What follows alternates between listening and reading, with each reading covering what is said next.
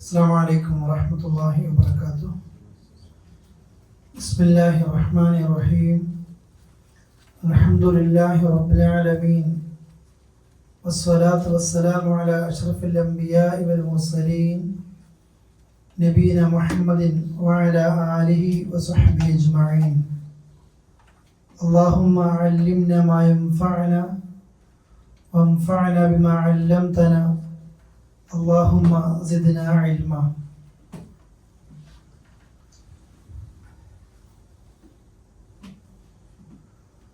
സൂറത്തുൽ അഹ്സാബ് ആണ് ഇൻഷാ അല്ലാഹ് ഈ പാഠഭാഗത്ത് ആദ്യമായിട്ട് നമ്മൾ എടുക്കുന്നത്. തഫ്സീർ വരുന്നതിന് മുമ്പ് ഇൻഷാ അല്ലാഹ് ഫോട്ടോ കോപ്പിയും മറ്റൊക്കെ തന്നിട്ട് ഇൻഷാ അല്ലാഹ് നമ്മുടെ ക്ലാസ് മുമ്പോട്ട് പോകാനും കഴിയും. ഇപ്പം നിങ്ങൾ ഇൻഷാ അല്ലാഹ് 1-2-3 ആയത്തുകൾ താൽക്കാലികമായി കേൾപ്പിച്ച് അതിൻ്റെ അർത്ഥവും ആശയവുമാണ് ഇന്നത്തെ ക്ലാസ്സിൽ നിങ്ങളോട് സൂചിപ്പിക്കാൻ ഉദ്ദേശിക്കുന്നത്. ഒരു വർഷത്തെ ഖുർആൻ ലേണിംഗ് നമ്മൾ പഠിച്ചു, പരീക്ഷ എഴുതി, കുഴപ്പമൊന്നുമില്ലാത്ത ചോദ്യങ്ങളൊക്കെയാണ്. ചോദ്യങ്ങൾ മനസ്സിലായപ്പോൾ കണ്ടപ്പോൾ അത് തോന്നിയത്. എന്നിരുന്നാലും ആ പഠിക്കുന്നതിലാണ്. ഇതൊരു പുതിയ അധ്യായമാണ്. നമ്മൾ ഈ വർഷം നമ്മൾ തീരുമാനിക്കുക എല്ലാ ക്ലാസ്സിലും പങ്കെടുത്ത് ഇതിൻ്റെ എല്ലാ ഭാഗത്തുകൂടെയും അഹ്സാബ് മദീനയിലെ മുനാഫിഖീങ്ങളെ ശരിക്കും തൊലിയുരിച്ച് കാണിക്കുന്നൊരു സൂറത്താണ്.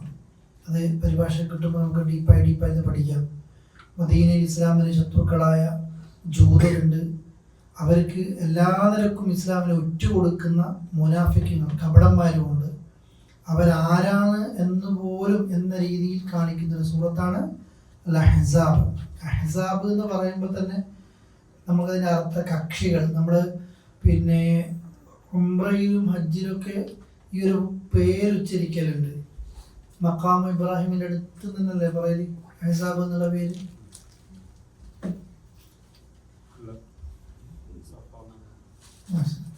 അതിന് ഉമ്മാക്കി പിന്നാണ് പോയില്ലേ? സഫ മർവയിൽ നമ്മൾ പറയില്ലേ, സഫ കയറുമെന്ന് പറയും വഹസമൽ അഹ്സാബ വഹ്ദ. അഹ്സാബ് എന്നുള്ള കക്ഷികൾ എന്നുള്ള. ഇസ്ലാമിൽ ഇതിലെ എല്ലാ കക്ഷികളും ഒന്നായ സമയങ്ങളൊക്കെ ഉണ്ട്. നോക്ക് സൂറത്തുൽ അഹ്സാബ് മദീനയുമായി ബന്ധപ്പെട്ട കാര്യങ്ങൾ തന്നെ പറയുന്നുണ്ട്. ഇപ്പൊ സൂറത്ത് ചാൻസ് മക്കിയാകാനോ മദനിയാകാനോ? മദനിയാകാനാണ്.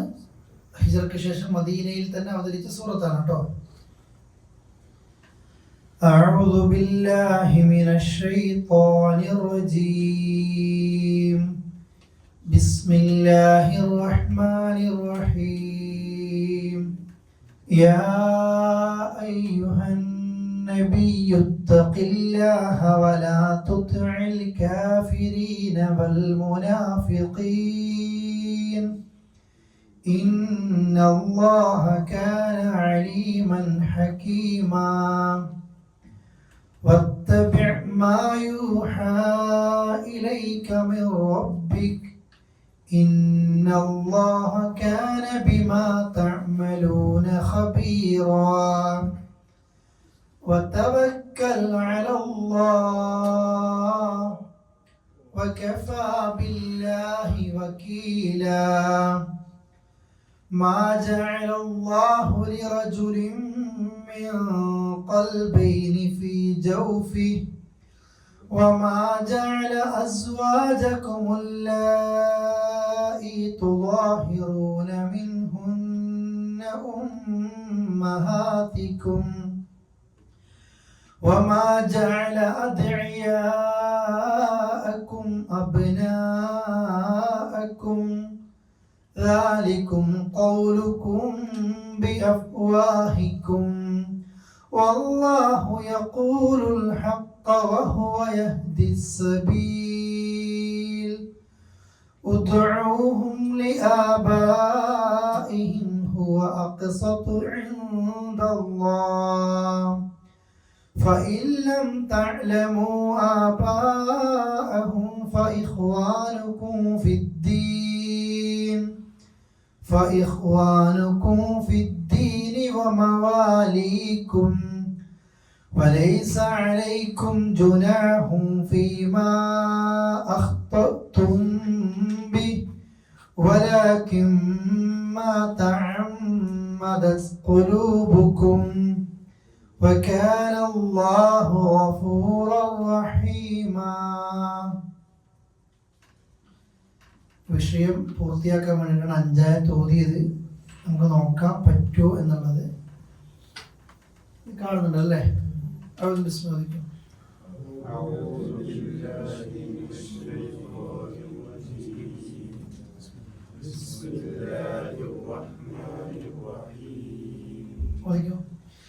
يا أيها النبي اتق الله ولا تطع الكافرين والمنافقين. അവിടെ യാ അയ്യുഹൻ നബിയ്യു തഖി എന്ന് പറയുന്നില്ലേ? അവിടെ തഖില്ലാഹ് എന്നല്ലല്ലോ, തഖില്ല. അവിടെ ഖു തഖു എന്നാണെങ്കിൽ എങ്ങനെ എഴുതേണ്ടത്? തഖുല്ലാഹ് അല്ലേ? ഇവിടെ കസർ വന്നതുകൊണ്ട് അള്ളാഹ് എന്ന നാമത്തിന്റെ മുമ്പിൽ കസർ വന്നതുകൊണ്ടാണ് ലാ എന്ന്. ബിസ്മില്ലാ അൽഹംദുലില്ലാ നഖുൽ ഹുവല്ലാഹ്. ഹുവല്ലാ എന്ന് പറയോ? ഫത്ഹോ ലമ്മോ ആണെങ്കിൽ അള്ളാഹ് തന്നെ പറയാ. കസറാണെങ്കിൽ ലാ എന്ന് അതിനെ തർക്കീകാക്കും. എന്നിട്ട് ബാക്കിയത് വലാ തുത്ഇൽ കാഫിരീന വൽ മുനാഫിഖീൻ. ബാക്കി ഇന്നല്ലാഹ കാന അലീമൻ ഹകീമാ. അലീമൻ ഹ ഇദ്ഹാറാണല്ലോ. അടുത്തത് വത്തബിഅ മാ യൂഹാ ഇലൈക മിർ റബ്ബിക. എന്താ മിൻ റബ്ബിക എങ്ങനെ ഓതുന്നത്? മിർവ. എന്തുകൊണ്ടാന്ന് ചോദിച്ചത്? എന്താ പേര് എന്നല്ല ചോദിച്ചത്. സുക്കൂറുള്ള നൂനിന് ശേഷം എന്ത് വന്നു? റ വന്നു. പിന്നെ വേറെ അക്ഷരം വന്നാൽ അങ്ങനെ പറയേണ്ടത് ല മില്ല മിറ. ഓക്കെ അല്ലേ? ഓക്കെ. ബാക്കി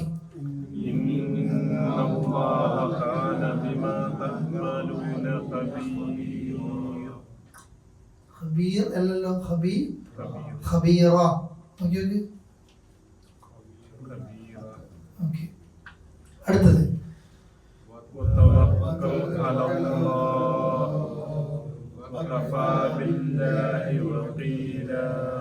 വക്കീലല്ല വക്കീൽ. ഓക്കെ, മൂന്ന് മതി. ബാക്കി അതുണ്ട്. അഹ്സാബ് സൂറത്ത് മദനിയ എന്ന് പറഞ്ഞു. ജൂതരും മുനാഫിഖീങ്ങളും ഇസ്ലാമിനെതിരെ തിരിയുന്നതും അവരെ കുറിച്ച് പറയുന്നതൊക്കെ ഈ സൂറകളിലുണ്ട്. ഇത് അള്ളാഹുവിൻ നബിയെ അള്ളാഹുവിന്റെ റസൂൽ യാ അയ്യുഹൻ നബി എന്ന് വിളിച്ചുകൊണ്ടാണ് തുടങ്ങുന്നതെങ്കിലും നമ്മളെല്ലാവരോടാണ് ഈ കാര്യം പറയുന്നത്. എന്താ പറയുന്നത്? അള്ളാഹു നിങ്ങൾക്കറിയാം അർത്ഥം. യാ അയ്യുഹൻ നബി അർത്ഥം പറയും അല്ലയോ നബി. ഇത്തഖില്ലാഹ്, നിങ്ങൾ എന്ത് ചെയ്യണം? അള്ളാഹിനെ സൂക്ഷിക്കണം. നബി മാത്രം സൂക്ഷിച്ചാൽ മതിയോ? എല്ലാവരും പറയാം നിങ്ങൾ അള്ളാഹിനെ സൂക്ഷിക്കണം. വലാ തുതിഅ, അത്വാഅ യുതി അനുസരിക്കണം. വലാ തുതിഅ നിങ്ങൾ അനുസരിക്കരുത്. അൽ കാഫിരീൻ കാഫിറുകളെ, വൽ മുനാഫിഖീൻ കപട വിശ്വാസി. മുനാഫിഖ് നിഫാഖുള്ളവർ. നിങ്ങൾ കാഫിറിനെയോ കപട വിശ്വാസികളെയോ നിങ്ങൾ അനുസരിക്കുക. ഇന്നല്ലാഹ, തീർച്ചയായും അല്ലാഹു തആല കാന അലീമ, എല്ലാം അറിയുന്നവനാകും. ഹകീമ, ഹകീമ വെച്ചാൽ എല്ലാം അഗാധമായിട്ട് നന്നായി അറിയാം. ഒരു വിഷയത്തിൽ അള്ളാന്റെ ഹിക്മത്ത് ഉണ്ടാകും. ലോകത്ത് എന്ത് സംഭവിക്കും? നമുക്കൊരു പരീക്ഷണമാകട്ടെ, ലോകത്ത് ഫലസ്തീൻ അടക്കമുള്ള അത്തരം പരീക്ഷണങ്ങളാകട്ടെ, അതൊക്കെ അള്ളാന്റെ ഹിക്മത്ത് കൊണ്ട് സംഭവിക്കുന്നതാണ്. നമ്മുടെ ഹിക്മത്തിന്റെ അർത്ഥം മാത്രമേ ഒരു വളവെന്നൊക്കെ പറയും. അള്ളാഹ്ക്ക് വളമുണ്ടെന്നുള്ളതല്ല. അള്ളാഹ് നിന്റെ ഒരു വളവും നടപ്പാക്കാൻ കഴിയാത്ത രീതിയിൽ അള്ളാഹ്ക്ക് എന്തുണ്ട്? അതിനെക്കുറിച്ച് അറിവുണ്ട്. നമ്മൾ വേറെ ആളെന്ത് ചെയ്യും? നമ്മളെ വളവ് കൊണ്ട് പറ്റിക്കും. പക്ഷെ അള്ളാഹിനെ കഴിയും. അള്ളാഹ് ഹക്കീമാണ്. അർത്ഥം നോക്കിയ അയ്യുഹൻ നബി. എല്ലാവരും പറയും, അർത്ഥം പറയും. അല്ലയോ നബി, ഇത്തഖില്ലാഹ വലാ തുതിഅ. വലാ തുതിഅ എന്ന് പറയുമ്പോൾ നീ എന്ത് ചെയ്യരുത്? താങ്കൾ അനുസരിക്കരുത്. അൽ കാഫിരീന വൽ മുനാഫിഖീൻ.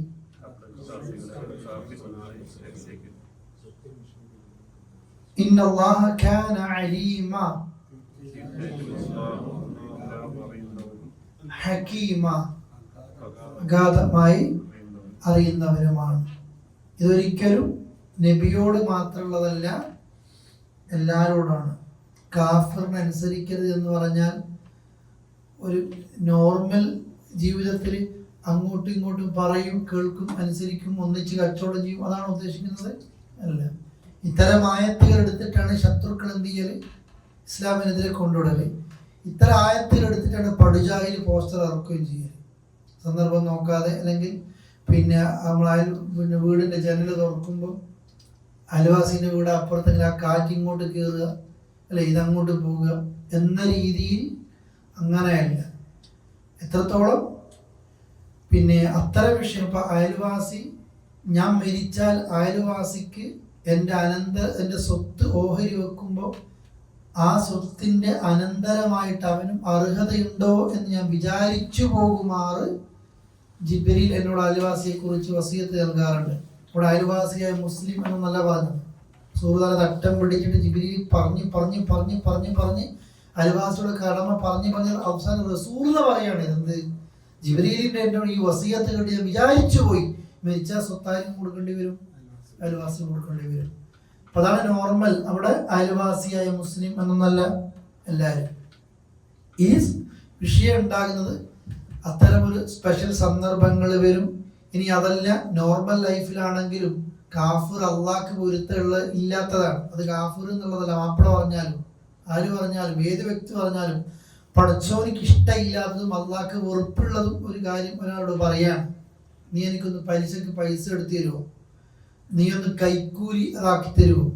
ഇതൊരാൾ പറയുമ്പോൾ ഹറാം എന്ത് പറയുമ്പോഴും നമ്മൾ എന്ത് ചെയ്യാൻ പാടില്ല? അനുസരിക്കാൻ പാടില്ല. എന്നിട്ട് അള്ളാഹ് പറയാം, മുനാഫിഖീൻ, കപടന്മാർ, അത് എല്ലാ കാലത്തും കണക്കാണ്. തമ്മിൽ തെറ്റിയ തെറി പറയും. കപടവിശ്വാസത്തിന്റെ ലക്ഷണമാണത്. ഇവിടെ കപടവിശ്വാസികൾ രണ്ട് തരത്തിലുണ്ട്. ഒന്ന് വിശ്വാസപരമായ കാപട്യമുള്ള ആൾക്കാർ, ഒന്ന് അവരുടെ സ്വഭാവമുള്ള നമ്മുടെ കൂട്ടത്തിൽപ്പെട്ട ആൾക്കാരൊക്കെ. കപടവിശ്വാസികൾ നരകത്തിന്റെ എവിടെയായിരിക്കും? ഏറ്റവും അടിത്തട്ടിൽ. അതാരാണ് ഉദ്ദേശിക്കുന്നത്? വിശ്വാസത്തിൽ തന്നെ കപടതയുള്ളത്. മുസ്ലിമാണെന്ന് പറയും, ഒറിജിനൽ ഇവൻ എന്തല്ല, ശരിക്കും വിശ്വാസിയല്ല, ഒളിപ്പിച്ചു വെച്ച് അത് നിൽക്കുകയാണ്, പുറത്ത് മുസ്ലിമാന്ന് അഭിനയിച്ചു പറയുക. എന്നാൽ നമ്മളെ പറ്റിയൊക്കെ പറഞ്ഞ ഭാഗമാണ്. സംസാരിച്ചാൽ എന്ത് ചെയ്യുക? കള്ളത്തരം പറയുക. വാക്ക് പറഞ്ഞാൽ എന്ത് ചെയ്യുക? ലംഘിക്കുക. വിശ്വസിച്ചാൽ എന്ത് ചെയ്യും? ചതിക്കും. തമ്മിൽ തെറ്റിയാൽ എന്ത് ചെയ്യും? തെറി പറയും. ഇതേത് കപട വിശ്വാസികളാണ്? ഇതിൻ്റെ ഉള്ളിലുള്ള മറ്റൊരു നമസ്കരിക്കാൻ നിന്ന് കഴിഞ്ഞാൽ കാമു കുസാല, മടിയന്മാരായി നിസ്കരിക്കും, അല്ലേ? അതേപോലെ തന്നെ കുറച്ചേ നിസ്കാരത്തിലൊക്കെ അള്ളാനെ ഓർക്കും. അങ്ങോട്ടും ഇങ്ങോട്ടൊക്കെ ചായും. ഓം പറഞ്ഞു ശരി, ഓം പറഞ്ഞു ശരി, എല്ലാവരും ശരിയായിരിക്കും, അല്ലേ? ആ നിലയിലുള്ള കുറെ കപടന്മാരുണ്ട്. ഇങ്ങനത്തെ ആരെയും നിങ്ങൾ എന്ത് ചെയ്യരുത്? അനുസരിക്കരുത്. പ്രത്യേകിച്ച് കപടന്മാരെ വിശ്വസിക്കരുത്. ഇന്ന് കണ്ടില്ല നിങ്ങൾ, മര്യാദക്ക് ഫോൺ ചെയ്ത് കഴിഞ്ഞാൽ നമ്മൾ സാധു ഫോൺ ചെയ്തായിരിക്കും, റെക്കോർഡ് ചെയ്തിട്ടുണ്ടാവും, ടൈം എത്തുമ്പോൾ പുറത്തേക്ക് വിട്ടിട്ടുണ്ടാവും, അല്ലേ? വാട്സപ്പിലൊന്നും ആരും ചെയ്തന്നെ ഉടനെ വോയിസ് ഒന്നും കപടന്മാരെ പണി നമ്മൾ എടുക്കരുത്. ഞാനിപ്പോൾ ഇവിടെ പറയുന്നത് അല്ല, നമ്മൾക്കൊരു വാട്സപ്പിൽ ഗ്രൂപ്പൊക്കെ ഉണ്ടെങ്കിൽ ഇതിൻ്റെ സന്ദർഭമായി ബന്ധപ്പെട്ട ഒരു കാര്യം പറയുന്നുണ്ട്, അത് ഇവിടുത്തേക്ക് ആപ്റ്റ്. ഈ സാധനത്തിൽ വേറെ അടുത്ത് കൊണ്ടുപോയിട്ട് എങ്ങനെ ഉണ്ടാവും? ഇത് അയാൾ പ്രശ്നം ഉണ്ടാക്കാൻ നിൽക്കുന്നു, അങ്ങനെ ഉണ്ട് നിൽക്കുന്നു. ഇതാണ് ഇങ്ങനത്തെ ആൾക്കാർ. നമ്മൾ എന്ത് വേണ്ട? ബന്ധമെന്ന് അഞ്ഞു പോയിട്ടുണ്ടെങ്കിൽ പിന്നെ വേണ്ട, അല്ലേ? അള്ളാഹു തആല അലീം, അള്ളാഹ് എല്ലാം അറിയുന്നവനാണ്. ഹക്കീമ, നിങ്ങളെക്കുറിച്ച് അഗാധമായിട്ട് അറിയുന്നവനാണ്. രണ്ട് കാര്യം, നമ്മുടെ വിശ്വാസം നഷ്ടപ്പെട്ടു പോകുന്നതും പരലോകം നഷ്ടപ്പെട്ടു പോകുന്ന ആളുകളുമായിട്ടുള്ള കൂട്ടുകെട്ട് വേണ്ട, അനുസരിക്കണ്ട. ഇനി അള്ളാഹ്ക്ക് ഇഷ്ടമില്ലാത്തത് ആര് പറഞ്ഞാലും എന്ത് ചെയ്യരുത്? അനുസരിക്കരുത്. പിന്നെന്താ വേണ്ട? നിങ്ങൾ പിൻപറ്റണം. മാ യൂഹ ഇലൈക്, നബിയെ താങ്കൾ പിൻപറ്റേണ്ടതാണ്. മാ യൂഹ, വഹി നൽകപ്പെട്ടതാണ്, ഇലൈക്, താങ്കൾക്ക്. നബിയോട് പറയാണ്, ഇവരൊന്നും ചെയ്യണ്ട, ഇത് കാഫിറാണ്, മുനാഫിക്കാണ്, അനുസരിക്കണ്ട. താങ്കൾ എന്തിനെ ഫോളോ ചെയ്താൽ മതി? പിൻപറ്റിയാൽ മതി. താങ്കൾക്ക് വഹി കിട്ടിയത് മിർ റബ്ബിക്, നിങ്ങളുടെ റബ്ബിങ്കിൽ നിന്ന്. താങ്കൾക്ക് അല്ലാഹ് ഖുർആൻ വഹി നൽകിയിട്ടുണ്ട്, ഖുർആൻ അല്ലാത്ത വഹി നൽകിയിട്ടുണ്ട്, അല്ലേ? അതേപോലെ അതല്ലാത്ത കാര്യങ്ങൾ പറഞ്ഞു തന്നിട്ടുണ്ട്. നബി സല്ലല്ലാഹു അലൈഹി വസല്ലമയൊന്നും ഓരോരുത്തരും മുനാഫിഖ് ആരാന്നൊന്നും നബിക്ക് പോലും അറിഞ്ഞിട്ടില്ല. അള്ളാഹു ഒരു സമയത്ത് അറിയിക്കുന്നത് വരെ. ഹുദൈഫത്തുൽ യമാനി റളിയല്ലാഹു അൻഹു പറയാറുണ്ട്, അദ്ദേഹത്തിന്റെ അടുക്കലാണ് അവസാനം ഈ സൂറത്തൊക്കെ ഇറങ്ങി കുറച്ച് കഴിയുമ്പോൾ പിന്നെ തബൂക്ക് യുദ്ധം കഴിഞ്ഞപ്പോഴാണ് ശരിക്കും പേരെടുത്ത് പറഞ്ഞു ഇന്ന ആളൊക്കെ സൂക്ഷിക്കണം. കാരണം ഇവര് മദീനത്ത് ഖുബാ പള്ളീന്റെ ഭാഗത്തൊരു പള്ളി ഉണ്ടാക്കുകയും ഈ സൂറത്തിൽ വരുന്നുണ്ട്. നബി അതിലേക്ക് ഉദ്ഘാടനത്തിന് വേണ്ടി വിളിക്കുകയും അത് പലപ്പോഴും റോമെന്നും മറ്റൊന്നൊക്കെ ആളുകൾ മദീനയെ ആക്രമിക്കാൻ, ക്രൈസ്തവരുടെ നാടല്ലേ, ആക്രമിക്കാൻ വേണ്ടി പാത്തും പതുങ്ങി നിൽക്കുന്ന ആളുകൾക്കൊക്കെ ഒരു വിശ്രമിക്കാനുള്ള ഒരു കേന്ദ്രം പോലെ പലപ്പോഴും മക്കയിൽ നിന്ന് മദീനയിലേക്ക് വന്ന റസൂലുള്ളാഹിനെ മക്കക്കാർക്ക് പലപ്പോഴും ഒറ്റുകൊടുക്കൽ മദീനയിലെ ഈ അബ്ദുല്ലാഹി ഇബ്നു ഉബൈ ഇബ്നു സലൂൽ ഈ മദീനയിലേക്ക് വരുന്നതിന് മുമ്പ് അയാളുടെ ഒരു മാലിന്യ കമ്മിറ്റിയായിട്ട് ബന്ധപ്പെട്ട് വലിയൊരാളായി നിൽക്കുകയാണ്. ആ സ്ഥാനമാണ് പോയി കളഞ്ഞത്. അപ്പൊ മക്കയിലേക്ക് എപ്പോഴും ന്യൂസ് കൊടുക്കുക, അതേപോലെ തന്നെ ഇന്നത്തെ തബൂക്കിന്റെ അപ്പുറം ഇന്നത്തെ ജോർദാനൊക്കെ എല്ലാം റോമന്റെ കീഴിലായിരുന്നു. യമനും അതൊക്കെ റോമക്കാർ സൂര്യൻ അസ്തമിക്കാത്തൊരു നാടല്ലേ, അതൊക്കെ അവരെ കീഴിലായിരുന്നു. ഇതാണ് ഈ പിന്നെ ജോർദാൻ മൂത്ത യുദ്ധത്തോടുകൂടിയൊക്കെ തിരിച്ചു പോകേണ്ടി വന്നതൊക്കെ. അപ്പൊ ഈ നാട്ടിൽ നിന്നൊക്കെ വരുന്ന ആളുകൾക്കൊക്കെ ഒറ്റുകാരായിട്ട് അതിനു വേണ്ടിയുള്ള സുഖവും സൗകര്യം കൊടുക്കാൻ തന്നെയാണ് ആ ബിൽഡിങ്ങാണ് ഉണ്ടാക്കിയത്. അപ്പോൾ നബി തൽക്കാലത്ത് അള്ളാഹു അങ്ങനെ തോന്നിപ്പിച്ചു, തബൂക്ക് യുദ്ധത്തിലേക്ക് പോവുകയല്ലേ, പോയിട്ട് വന്നിട്ടൊക്കെ ഈ പള്ളിയായിട്ട് ബന്ധപ്പെട്ട് ഉദ്ഘാടനം നടത്താന്നൊക്കെ പറഞ്ഞതാണ്. പോകുമ്പോഴാണ് തബൂക്ക് യുദ്ധത്തിലാണ് മുനാഫിഖീങ്ങൾ ഓരോരുത്തരും ബാക്കിലേക്ക് വരുത്തും പിന്തിരിപ്പിക്കലും എല്ലാം അള്ളാഹ് കൃത്യം പറഞ്ഞു കൊടുത്തു എന്താ സംഗതികൾ എന്നൊക്കെ. അപ്പോഴാ തിരിച്ചു വന്നിട്ട് ആ പള്ളി അവരുണ്ടാക്കിയ പള്ളി പൊളിക്കാനും പിന്നെ കുബാ പള്ളികളെ നിലനിർത്താനും എന്ന രീതിയിൽ കുബാ പള്ളിയുമായി ബന്ധപ്പെട്ട ആ ഭാഗത്തെ കാറ്റുകളൊക്കെ ഇറക്കിയത്. അപ്പൊ അതുവരെ നബിക്ക് പോലും അറിയില്ല. ഹുദൈഫത്തുൽ യമാനിയോട് പിന്നെ ഉമർ ചോദിക്കുന്നത്, ഇതൊക്കെ കഴിഞ്ഞിട്ട് ഇവരൊക്കെ മുനാഫിഖുകൾ എന്ന് പറഞ്ഞപ്പോൾ ഉമറുൽ ഖത്താബ് ചോദിക്കുകയാണ് ഹുദൈഫയോട്, പിന്നെ ഹുദൈഫ, അള്ളാഹിന്റെ റസൂല് പിന്നെ കുറെ മുനാഫിഖീങ്ങളെ പേര് പറഞ്ഞു തന്നിട്ടില്ലേ നിങ്ങളോട്? ഹൽ സമ്മാനി ലക റസൂലുള്ളാഹ്, എൻ്റെ പേര് റസൂൽ അതിൽ എണ്ണിയിട്ടുണ്ടോ? നിങ്ങൾ നോക്കാരാ ചോദിക്കുന്നത്? ഭർത്താവ് ഞാനെങ്ങാനും കപടനാന്ന് എണ്ണിയിട്ടുണ്ടോ? ഓരോ പേടിയതാ. നമ്മളെ ചിന്ത എന്താണ്? ഡയറക്റ്റ് ചോദ്യം കൂടില്ലാതെ നേരെ സ്വർഗത്തിലേക്ക് നമ്മളെ ചിന്ത. ഉമർ ഖത്താബിന്റെ ചിന്ത എന്താണ്? എൻ്റെ എണ്ണിയിട്ടുണ്ടോ നിങ്ങൾ നോക്ക്. അതാ അവർക്കുള്ള പേടി. അതുകൊണ്ട് പറയണം, മുനാഫിഖികളെ മറ്റുമൊക്കെ അറിയാം, താങ്കൾക്ക് അള്ളാഹു വഹീ തന്നത് മാത്രം നിങ്ങൾ എന്ത് ചെയ്യുക? പിൻപറ്റുക. ഇന്നല്ലാഹു, തീർച്ചയായും അല്ലാഹു തആല കാന ബിമാ തഅമലൂൻ, നിങ്ങൾ പ്രവർത്തിക്കുന്നതിനെ തൊട്ട് ഖബീറ, സൂക്ഷ്മമായിട്ട് അറിയുന്നവനാണ്. മുകളിൽ അലീമൻ ഹക്കീമ, ഇവിടെ തഅമലൂന ഖബീറ, അല്ലാഹ് എല്ലാം അറിയുന്നുണ്ട്. നമ്മുടെ മനസ്സിലുള്ള കാപട്യങ്ങളൊക്കെ അല്ലാഹ് അറിയുന്നുണ്ട്. പുറത്ത് കാണുമ്പം പുഞ്ചിരിക്കുക, ഉള്ളിൽ പ്രാകുകയും ചെയ്യുക അല്ലേ?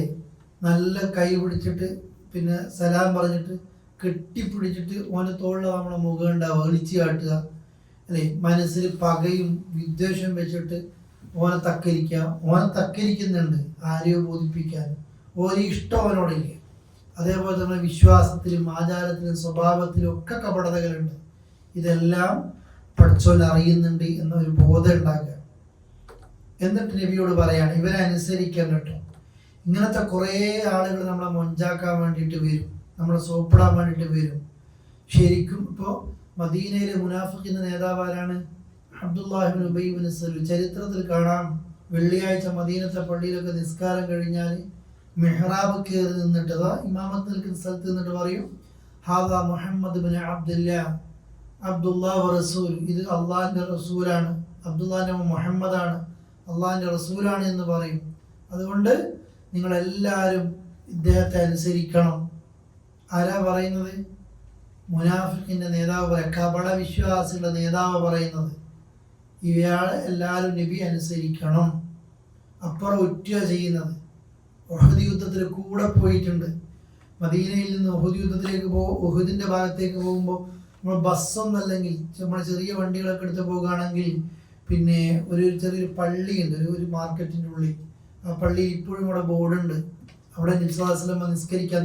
നബി ഒരു യുദ്ധത്തിലേക്ക് ഇറങ്ങി പുറപ്പെട്ട് കഴിഞ്ഞാൽ തലേ ദിവസം അവിടെ വിശ്രമിക്കും, പിറ്റേന്ന് രാവിലെ യുദ്ധത്തിന് പോകുക. നബി ആ വിശ്രമിച്ച സ്ഥലവും മദീനത്തെ പള്ളിയിൽ ഉഹദിൻ്റെ ഇടക്ക് മുനാഫിഖീങ്ങൾ തിരിച്ച് നടന്നൊരു ഭാഗമാണ്. 1000-ഓളം വരുന്ന ആളുകളാ സഹാബികളാ പോയത് ഇവിടുത്തെ ഊതിലേക്ക്. പക്ഷെ 300-ഓളം ആളുകളെ ഇച്ചിരി ദൂരം നടക്കുമ്പോഴത്തേക്ക് ഈ കപടന്മാർ തിരിച്ചയച്ചു. പലതും പറഞ്ഞ് പഠിപ്പിച്ചിട്ട് തിരിച്ചയക്കുക, എന്തിനാ പോകുന്നു പലതും പറയും. അങ്ങനെയുള്ള കപടന്മാർ ഇതെല്ലാം എന്ത് ചെയ്യുന്നുണ്ട്? അല്ലാഹ് അലീമാണ്, അല്ലാഹ് ഖബീറാണ്, അല്ലാഹ് ഹക്കീമാണ്, അല്ലാഹ് സൂക്ഷ്മമായിട്ട് അറിയുന്നുണ്ട്. അതുകൊണ്ട് നബിയെ ഇവരുടെ ഒരു ഉപദ്രവവും പേടിക്കണ്ട. വതവക്കൽ അലല്ലാഹ്, അല്ലാഹുവിൽ തവക്കുൽ ചെയ്യുക. വകഫാ ബില്ലാഹി വകീല, വകഫാ ബില്ലാഹ്, അല്ലാഹ് മതിയാകുന്നതാണ്. വകീല, ആരായിട്ട്? വക്കീലായിട്ട്. വക്കീൽ നമ്മൾ ഇന്നും പറയില്ലേ മലയാളത്തിൽ? എൻ്റെ കേസ് ഞാൻ ഏൽപ്പിച്ചു, വക്കീൽ ഏൽപ്പിച്ചു. തവക്കുൽ, അതൊക്കെ കേട്ടില്ലേ? വക്കീൽ ഏൽപ്പിക്കുന്നവൻ. നമുക്ക് കാര്യങ്ങളൊക്കെ ഏൽപ്പിക്കാൻ ആര് മതി? അല്ലാഹ് മതി. ഓൻ്റെ വിഷയം എല്ലാവരോടും പറഞ്ഞ് സെറ്റാക്കിയിട്ട് നമുക്കെതിരെ നമ്മൾ ആരെയാണ് പകരം ഏൽപ്പിച്ചത്? അല്ലാഹുവിനെ. തവക്കൽതു അലല്ലാഹ്, ഞാൻ സത്യസന്ധമായിട്ടാണ് എല്ലാം ചെയ്യുന്നത്, അങ്ങനെയാണ് ഞാൻ ചെയ്തത് എന്നിട്ട് തവക്കുൽ ചെയ്തിട്ടുണ്ട്. അല്ലേ? പറഞ്ഞില്ലേ ഖുർആൻ ഏത് വിഷയവും വശാവിറുഹും ഫിൽ അംർ, അല്ലേ? നിങ്ങൾ അവരോട് കൂടി ആലോചിക്കുക. എന്നിട്ട് ഉമ്മ തവക്കൽ, പിന്നെ അള്ളാഹു എന്ത് ചെയ്യുക? തവക്കൽ അലല്ലാഹ്, അള്ളാഹുവിൽ തവക്കുൽ ചെയ്യുക. അങ്ങനെ തവക്കുൽ ചെയ്താൽ നിങ്ങളുടെ കാര്യങ്ങൾ നോക്കാൻ ആര് മതിയാകുന്നതാണ്? അള്ളാഹ് മതിയാകുന്നതാണ്. വീട് പൂട്ടിയിട്ട് ഇറങ്ങുമ്പോഴും വീട്ടിൽ നിന്ന് ജോലിക്ക് വരുമ്പോഴും ബിസ്മില്ലാഹി തവക്കൽതു അലല്ലാഹ്, ഞാൻ അള്ളാഹുവിൽ എന്ത് ചെയ്തിട്ടുണ്ട്? ബലമേൽപ്പിച്ചിട്ടുണ്ട്. എൻ്റെ എല്ലാം അള്ളാഹു ഞാൻ ബലമേൽപ്പിച്ചിട്ടുണ്ട്. അള്ളാഹുവിൽ ബലമേൽപ്പിച്ച ഒരാൾക്ക് അവൻ മതിയാകുന്നതാണ്. വതവക്കൽ അലല്ലാഹ്, അള്ളാഹുവിൽ നിങ്ങൾ എന്ത് ചെയ്യുക? നബിയെ തവക്കുൽ. ഇതൊക്കെ നബിയോടാ പറയുന്നതെങ്കിലും എല്ലാവരോടും പറയാണ്. വകഫാ ബില്ലാഹി വകീല, വക്കീലായിട്ട് ഏൽപ്പിക്കാനായിട്ട് അല്ലാഹ് മതിയാകുന്നതാണ്. ഒരായത്തും കൂടെ എന്തായാലും എടുക്കല്ലേ? ഓദിക്കുക എല്ലാവരും. മാ ജഅലല്ലാഹു ലിറജുലിൻ മിൻ ഖൽബൈനി ഫീ ജൗഫി വമാ ജഅല അസ്വാജകുമുൽ ലായി തുളാഹിറൂന മിൻഹുന്ന ഉമ്മഹാതികും وما جعل أدعياءكم أبناءكم ذلكم قولكم بأفواهكم والله يقول الحق وهو يهدي السبيل.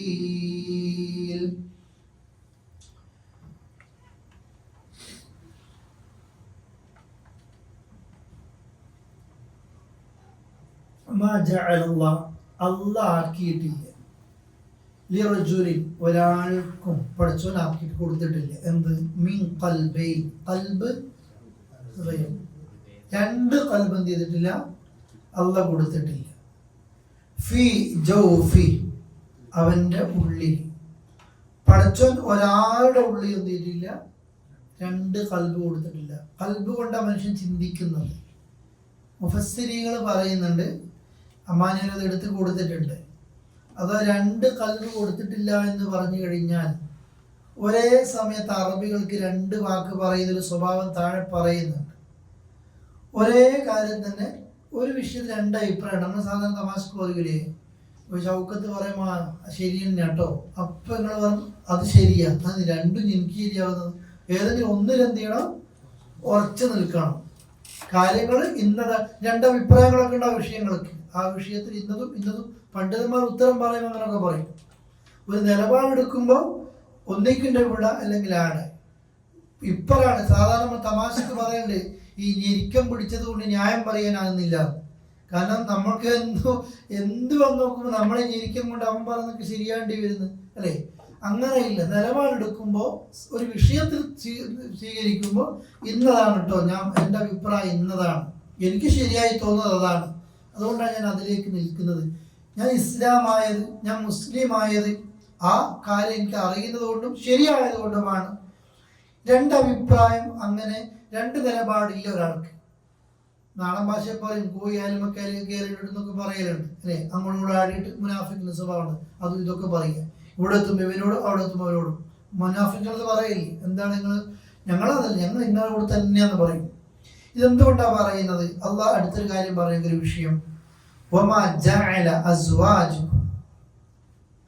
നിങ്ങളെ ഭാര്യമാരെ അവനാക്കിയിട്ടില്ല. അവനാക്കിയിട്ടില്ല അസ്വാജിക്ക് നിങ്ങളുടെ ഇണകളെ എന്താക്കിയിട്ടില്ല? അല്ല ഒരു നിങ്ങളുടെ ഇണകൾ അസ്വാജിക്കുമല്ല നിങ്ങളുടെ ഭാര്യമാർ അവരെ അവൻ എന്തിട്ടില്ല ആക്കിയിട്ടില്ല. എന്താക്കിയിട്ടില്ല? അവരെ ലിഹാറ് ചെയ്യുന്ന ഒരവസ്ഥയിൽ നിങ്ങൾ ആക്കിയിട്ടില്ല. നമ്മൾ പഠിച്ചതാണ് സൂറത്തുൽ മുജാദല അല്ലെങ്കിൽ മുജാദില പഠിപ്പിച്ചപ്പോ. നിങ്ങളുടെ ഭാര്യമാരെ ലിഹാറിന്റെ ഒരവസ്ഥയിൽ അവനാക്കിയിട്ടില്ല. ഈ ഭാഗത്ത് ആരെങ്കിലും പറയോ? അറിയുന്നത് ഭാര്യമാരെ ലിഹാറ് ചെയ്യുന്നൊരു പരിപാടി അറബികൾക്ക് ഉണ്ടായിരുന്നു. അതില്ല, ശരിക്കും അങ്ങനെ അത് ആക്കിയിട്ടില്ല. നിങ്ങൾ പറയും ഭാര്യമാരെ ഉമ്മയാക്കുന്ന ഒരു പരിപാടി ഇവിടെ ഉണ്ടായിരുന്നു അറബികളിൽ. ഉമ്മയുമായിട്ട് ശാരീരിക ബന്ധം പാടുണ്ടോ? ഇല്ലല്ലോ. ഇപ്പൊ അറബികളുടെ കാലം നബിയുടെ ആ സമയത്ത്, നബിയുള്ള സമയത്തൊക്കെ ഉണ്ടായിരുന്നു നിയമം. ഭാര്യയോട് ദേഷ്യം പിടിക്കുമ്പോൾ അതിനെ ഇടങ്ങാറാക്കാൻ വേണ്ടി പറയും, അന്തി അലയ്യ കദഹ്രി ഉമ്മി, നീ എനിക്കിപ്പോ എന്നെ ആരെ പോലെയാണ്? എനിക്ക് എൻ്റെ ഉമ്മാനെ പോലെ തന്നെ തോന്നുകയാണ്. അങ്ങനെയാണ് എനിക്കിപ്പോൾ എൻ്റെ മനസ്സിൽ നീ. അതോടുകൂടി ഓളെന്ത് ചെയ്യുക? പിന്നെ ഒരു ഉമ്മാന്റെ സ്ഥാനത്ത് കൊടുത്തിട്ട് ചെയ്യാം. ഇതാ അള്ളാഹ് പറഞ്ഞത്, കൽബിൽ അങ്ങനെ കൊടുത്തിട്ടില്ല. ഒന്നിക്കിൻ്റെ ഭാര്യ അല്ലെങ്കിൽ ഉമ്മ, അല്ലാതെ ഭാര്യ ഉമ്മാനെ പോലെ ഉമ്മ ഭാര്യനെ പോലെ എന്ത് ചെയ്യരുത്, നിൽക്കരുത്. ഈ രീതി ഇല്ല. നമ്മൾ സൂറത്തുൽ മുജാദല പഠിച്ചതാണത്. ഖൗല റളിയല്ലാഹു അൻഹ റസൂലുള്ളാഹിയുടെ അടുക്കലേക്ക് വന്ന് പരാതി പറയുന്നു, എൻ്റെ ഭർത്താവ് ഇങ്ങനെ പറഞ്ഞിട്ടുണ്ട്. ആ നാട്ടിൽ നിയമ ഖൗല ഞാൻ എന്ത് ചെയ്യാൻ നാട്ടിൽ ഇങ്ങനെ നടക്കുന്നുണ്ട്, പ്രത്യേകിച്ച് എന്ത് കിട്ടിയിട്ടില്ല, ഇതിനെന്താ പറയാന്ന് ഉത്തരം കിട്ടിയിട്ടൊന്നുമില്ല. ഖൗല വിട്ടിട്ടില്ല, തർക്കിച്ചു എനിക്ക് ശരിയാവൂല, ഇത് പറഞ്ഞ് ഞാൻ ഭാര്യ മാറിപ്പോകുന്ന അവസ്ഥ അയാൾക്ക് ഞാൻ ഇല്ല, നടക്കുകയില്ല. ആ ദേഷ്യത്തിന് പറഞ്ഞതായിരിക്കുമല്ലോ. അവസാനം അള്ളാഹു ആ സദസ്സിൽ വെച്ചിട്ട് എന്തിറക്കി? സമയം അള്ളാഹ് കേട്ടിരിക്കുന്നു, തുജാദിലുക്, നിങ്ങളോട് തർക്കിക്കുന്ന ഒരു പെണ്ണിനെ. അതുകൊണ്ട് ആ സൂറത്ത് മുജാദില എന്ന് പറഞ്ഞ തർക്കിച്ചവൾ, മുജാദല എന്ന് പറഞ്ഞ തർക്കം. അള്ളാഹിന്റെ റസൂലിന്റെ അടുക്കലേക്ക് വന്നിട്ട് ആ സദസ്സിൽ നിന്ന് തന്നെ പഠിച്ചവനോട് ഉത്തരവ് വാങ്ങിയിട്ട് പോയ ഒരു പെണ്ണാണ് ആര്? ഖൗല റളിയല്ലാഹു അൻഹ. അതുകൊണ്ടാ ഉമർ ഖത്താബ് റളിയല്ലാഹു അൻഹു കാണും, ഒരിക്കലും വഴിയിലൂടെ നടന്നു പോകുമ്പോൾ ഖൗല തിരിച്ചു വരുമ്പോൾ ഉമർ പോയി ബഹുമാനിക്കുന്ന ഒരു പെണ്ണുണ്ട്. അള്ളാഹിനോട് ആകാശം സ്പോട്ടിൽ ഉത്തരം വാങ്ങിയൊരു പെണ്ണാണ് ആര്? ഖൗല. പ്രാർത്ഥിക്കുമ്പോൾ നിങ്ങൾ ആരെ പോലെ പ്രാർത്ഥിക്കണം എന്നാ പറയാറ്? ഖൗല ബീവിയെ പോലെ പ്രാർത്ഥിക്കണം. കാരണം അതേ സമയത്ത് ഉത്തരം കിട്ടിയിട്ടുണ്ട്. ഈ ലിഹാറുമായി ബന്ധപ്പെട്ട വിഷയത്തിൽ അറബികൾക്കിടയിൽ ഉണ്ടായിരുന്ന വിഷയം ലിഹാറ്. ഇപ്പൊ മനസ്സിലായല്ലോ, ഭാര്യനോട് എന്ത് പറയാ? നീ എൻ്റെ ഉമ്മാനെ പോലെ എന്ന് പറയാ. അപ്പൊ അവരെന്ത് ചെയ്യും? പിന്നെ തൊടൂല. അപ്പൊ അള്ളാഹ് പറയാണ്, നിങ്ങളെ ഭാര്യനെ പഠിച്ചോനാക്കിയിട്ടൊന്നുമില്ല. എങ്ങനത്തെ ഭാര്യമാര്? തുബാഹിറൂന മിൻഹുന്ന, ലിഹാർ ചെയ്യുന്ന ഒരവസ്ഥയിലേക്ക് എന്ത് ചെയ്തിട്ടില്ല? ആക്കിയിട്ടില്ല. ഉമ്മഹാത്തിക്കും, നിങ്ങളുടെ ഉമ്മമാരും. നിങ്ങളെ ഭാര്യമാര് ഒരു ഉമ്മ എന്നുള്ള സങ്കല്പത്തിലേക്ക് അത് എന്തിട്ടില്ല? ആക്കിയിട്ടില്ല. ഇനി വമാ ജഅൽ, അവനാക്കിയിട്ടുമില്ല. അദ്ഇയാക്കും, എന്ന് പറഞ്ഞാൽ ശരിക്കും ദത്തുപുത്രന്മാരാണ്. മക്കളില്ലാത്ത ആളുകളൊക്കെ മക്കളെ വളർത്താറുണ്ട് നന്നായിട്ട്. ഈ പുത്രന്മാരെ സ്വന്തം മക്കളായി കാണുന്ന പരിപാടി ആർക്കുണ്ടായിരുന്നു? ജാഹിലിയത്തിലൊക്കെ ഉണ്ടായിരുന്നു. അള്ളാഹ് ഈ ആയത്ത് ഇറക്കി കൊടുത്തു. അങ്ങനെ ദത്തുപുത്രന്മാരെ അള്ളാഹ് എന്താക്കിയിട്ടില്ല? അബ്നാഅക്കും, നിങ്ങളെ മക്കളാക്കിയിട്ടുമില്ല. ഭാര്യമാരെ നിങ്ങളെ ഉമ്മയാക്കിയിട്ടുമില്ല. ദത്തുപുത്രന്മാരെ നിങ്ങളെ മക്കളുമാക്കിയിട്ടില്ല. ലാലിക്കും, അതൊക്കെ ഖൗലുക്കും, നിങ്ങളുടെ ഒരു വാക്കാണ്. എങ്ങനത്തെ വാക്ക്? ബിവഫാഹിക്കും, നിങ്ങളുടെ വായനെ കൊണ്ട് നിങ്ങളെ മക്കൾ, നിങ്ങളെ ഉമ്മയെന്ന് പറയാന്നല്ലാതെ, ഇതെന്റെ മോനാ നിങ്ങൾ പറയാന്നല്ലാതെ പടച്ചോൻ ഈ ഭാര്യയെ ഉമ്മയാക്കിയിട്ടില്ല, ഈ കുട്ടികളെ നിങ്ങളുടെ സ്വന്തം മക്കളും ആക്കിയിട്ടില്ല. വല്ലാഹു, അള്ളയാണ്, യഖൂലു, അവൻ പറയുന്നു, അൽ ഹഖ്, സത്യം പറയുന്നു, വഹു, അവൻ യഹ്ദി, കാട്ടിത്തരുന്നു, അസ്സബീൽ, നല്ല മാർഗം എന്ത് ചെയ്യുന്നു? അല്ലാഹു തആല കാട്ടിത്തരുന്നു. ഇപ്പൊ രണ്ട് കാര്യങ്ങൾ പറഞ്ഞതിലും അറബികൾക്ക് ഒരു വിഷയത്തിൽ രണ്ട് നിലപാടുണ്ടായത് മനസ്സിലായില്ലേ? അതാണ് ഒരാൾക്കും അല്ലാഹ് രണ്ട് ഖൽബ് കൊടുത്തിട്ടില്ല എന്ന് പറയുന്ന കാരണം. അതാണ് ഒന്നിക്കിന്റെ മോന് അല്ലെങ്കിൽ ദത്തുപുത്രൻ, ഒന്നിക്കിന്റെ ഭാര്യ അല്ലെങ്കിൽ ഉമ്മ. അതല്ലാതെ ഈ നിലയിൽ എന്തുണ്ടാകരുത്? ഒരവസ്ഥ നിങ്ങൾക്ക് ആർക്കും ഉണ്ടാകരുത്. മറ്റുള്ളവരുടെ മക്കളെ നിങ്ങൾ ദത്തെടുത്ത് പോറ്റുന്ന സമയത്ത് സ്വന്തം മക്കളായി കാണരുത്. അവർ നിങ്ങൾക്ക് ആരാണ്? ദഅയു മാത്രാണ്, വളർത്തുപുത്രന്മാര് മാത്രാണ്. നമുക്കൊക്കെ അറിയാം, ജാഹിലിയ ആ സമയത്ത് തന്നെ ഈ സൂറത്ത് ഇറങ്ങുന്നതിന് മുമ്പ് ഒരു യുദ്ധത്തിലാണ് പിന്നെ സയ്യിദ് ബിനു ഹാരിസിന്റെ മകൻ സയ്യിദ്, മുമ്പ് അറബികൾ സയ്യിദ് ബിൻ മുഹമ്മദ് എന്ന് വിളിക്കാറുണ്ടായിരുന്നത്. ഒരു യുദ്ധത്തിൽ ആ സയ്യിദ് കുട്ടിയായിരിക്കെ കിട്ടുകയും എന്നിട്ട് ഖദീജ ബീവിക്ക് വേണ്ടി അവരിൽ നിന്ന് വില കൊടുത്ത് വാങ്ങുകയും ചെയ്തു. ഖദീജയുടെ കുടുംബക്കാർ, തന്റെ അമ്മായിയാണ് ഖദീജ. ഇപ്പൊ സയ്യിദിന് വില കൊടുത്ത് ഖദീജ ബീവിക്ക് കൊടുത്തതാണ്. ഖദീജ ബീവി റസൂലുള്ളാഹിനെ കല്യാണം കഴിച്ചപ്പോ സയ്യിദിനെ റസൂലുള്ളാഹിക്ക് കൈമാറി. സയ്യിദിനെ നന്നായി നോക്കുന്നുണ്ട്. സയ്യിദിന്റെ ഉപ്പയും കുടുംബക്കാരും ഒക്കെ എന്ത് ചെയ്തു? തിരിച്ചു തരണം എന്ന് പറഞ്ഞപ്പോൾ സയ്യിദിന് ഇഷ്ടം പോലെ ചെയ്തു എന്ന് റസൂലുള്ളാഹി പറയുകയും ചെയ്തു. റസൂലുള്ളാഹി കീഴിലാണ് ഇപ്പോൾ ഉള്ളത്. പക്ഷെ സയ്യിദ് പറഞ്ഞു, ഞാൻ ആരുടെ കൂടെ തന്നെയാണ് ജീവിക്കുന്നത്? റസൂലുള്ളാഹിന്റെ കൂടെ തന്നെയാണ് ജീവിക്കുന്നത്. ഇപ്പൊ ഇവരെല്ലാരും സയ്യിദ് ബിൻ മുഹമ്മദ് ഇങ്ങനെ വിളിക്കൽ തുടങ്ങിയാലേ ഈ ആയത്ത് ഇറങ്ങുന്നത് വരെ അങ്ങനെ തന്നെ വിളിക്കുക.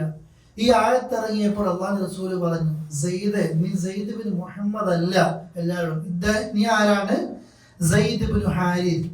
എന്നിട്ട് പിന്നെ ആ പേരും പറയുന്നത്, ഉപ്പാന്റെ പേരാണ് ഹാരിസ്. അതിന്റെ ഉപ്പാന്റെ പിന്നെ ഉപ്പാന്റെ പേരും കൂടെ റസൂലുള്ളാഹി ആ സമയത്ത് കൂട്ടിച്ചേർത്ത് പറഞ്ഞു കൊടുക്കുന്നുണ്ട്. ഹാരിസ് ഷുറ അല്ലേ? ഓക്കെ, ഉപ്പാലേക്ക് അത് ചേർത്ത് റസൂലുള്ളാഹിലേക്ക് ചേർത്തിട്ട് എന്ത് ചെയ്യണ്ട? പറയണം. നമ്മളൊക്കെ ചരിത്രത്തിൽ സയ്യിദ് ബിൻ മുഹമ്മദ് ഒക്കെ പറഞ്ഞിട്ടുണ്ടാകും. ഒരൊറ്റ സഹാബിയുടെ പേര് മാത്രമേ ഖുർആനിൽ പറഞ്ഞിട്ടുള്ളൂ. അതായത് ഉമറോ അബൂബക്കർ സിദ്ദീഖോ ഉസ്മാനോ? സയ്യിദ് റളിയല്ലാഹു അൻഹുവിന്റെ പേര് മാത്രമാണ് ഇത് ഈ ഖുർആനിൽ. ഒരു സഹാബിയുടെ ഒരു പേര് സയ്യിദിന്റെ മാത്രം വരുന്നുണ്ട്. ഇസ്ലാമിനെ വിമർശിക്കുന്നവർ പലപ്പോഴും പറയാം സയ്യിദ് കല്യാണം കഴിക്കുകയും അതിന് തൊലാഖിൽ ഇപ്പോൾ ആ ഭാര്യനെ റസൂൽ എന്ത് ചെയ്തു?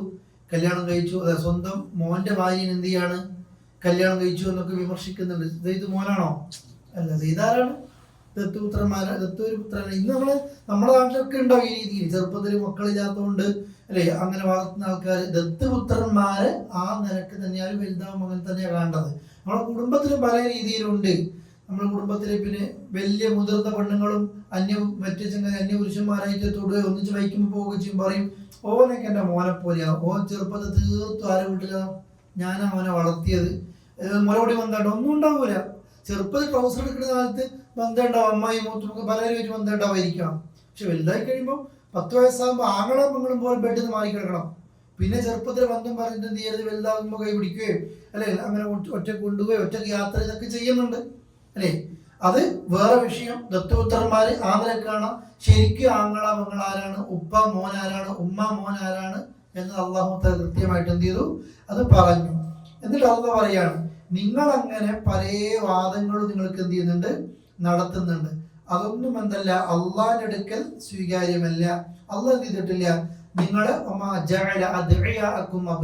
നിങ്ങളുടെ ദത്തുപുത്രന്മാരെ നിങ്ങൾ മക്കളാക്കിയിട്ടോ ഇല്ല.